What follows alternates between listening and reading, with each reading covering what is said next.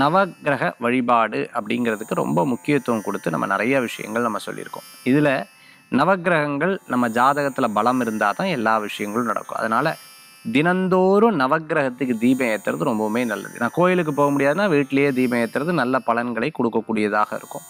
நவக்கிரக வழிபாடு குறிப்பாக கோயிலில் அப்படின்னு சொன்னால் பிள்ளையாருடைய மூலஸ்தான சந்நிதி, அதாவது பிள்ளையாருடைய கோயிலாக இருந்தால் அந்த இடத்துல நவக்கிரக வழிபாடு பண்ணலாம். அதுக்கு ரொம்ப ஸ்ட்ராங் வந்து இருந்துட்டு இருக்கும். எனக்கு என்னமோ தெரில சார், வீட்டில் ஒரே பிரச்சனையாக இருந்துட்டு இருக்கு, ஒருத்தர் விட்டால் ஒருத்தர், ஒருத்தர் விட்டால் ஒருத்தர், ஒருத்தர் விட்டால் ஒருத்தர் வருதுன்னா நவக்கிரகத்துக்கு ஒரு பாலாபிஷேகம் பண்ணி பாருங்கள்.